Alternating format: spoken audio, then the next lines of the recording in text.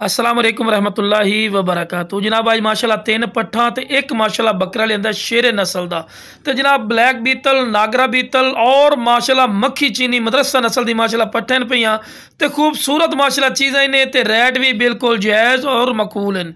तो शुरू तो जनाब जानवर नूं टोर फिर के विखाउण का मकसद भी यह होंदा है कि तुहानूं पता लगे कि सेहतमंद और माशाल्लाह एक्टिव हैं, कोई लंगड़े लूले नहीं, सेहतमंद चीज़ हैं और लख रुपये की बकरियां दी माशाल्लाह पट्ठन पईयां बिरा।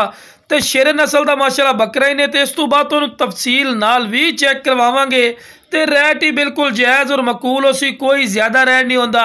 अक्सर तुसीं इहदे नाल दे माशाल्लाह जानवर तुसीं मंडी चों या किसी अयाली कोल पुछो तो काफ़ी ज़्यादा रेट करते हैं, लेकिन अपना बिल्कुल जायज़ और मकबूल रेट हो सी। तो वीडियो स्टार्ट करने तो पहले जनाब छोटी जी मेरी गुजारिश है कि जो मेरे दोस्त इस चैनल पर नवे ने मेरे चैनल फौजी गोट फार्म को सबसक्राइब कर लो और नाल ही बेल आइकन दबा दो कि इस तरह की प्यारी तो प्यारी वीडियो बासानी बिराव तक पहुँच सके। तो जनाब माशाल्लाह पहले नंबर पर माशाल्लाह बकरा चेक करवा रहे हैं। प्योर शेरे नस्ल का माशाल्लाह बकरा ही ने।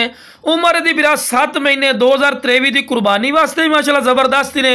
अगर कोई बकरियां वास्ते रखना चाहे फिर भी माशाल्लाह A+ क्वालिटी दे विच है। ते पठोरे दे बिरा कन्ना दे लापर भी चेक कर सकते हैं। चंगे लंबे कन्न और लंबी गर्दन दे विच और चंगी वेल च और बिल्कुल बराबर का थल्ला ते पैर बराबर ने, क्योंकि तुहानूं वीडियो बना के चेक करवानी होंदी है। तो वाइट अख दे विच ही ने।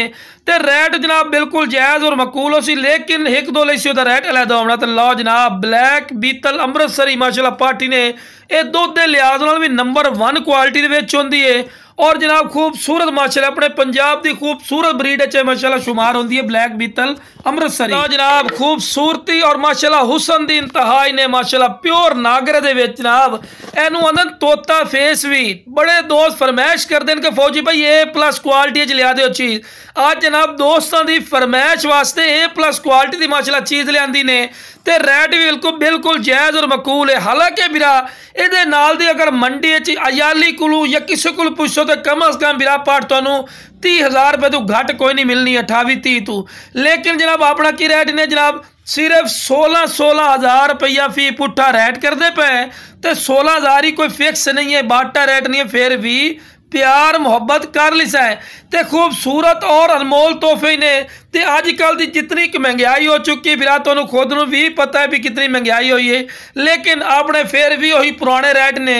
तो जिस वीरां नूं चाहिए पूरी लाड़ जनाब स्क्रीन पर नंबर चल रहे हैं, इस पर राबता करके जायज़ मुनासिब रेट ते तुसीं लै सकदे हो।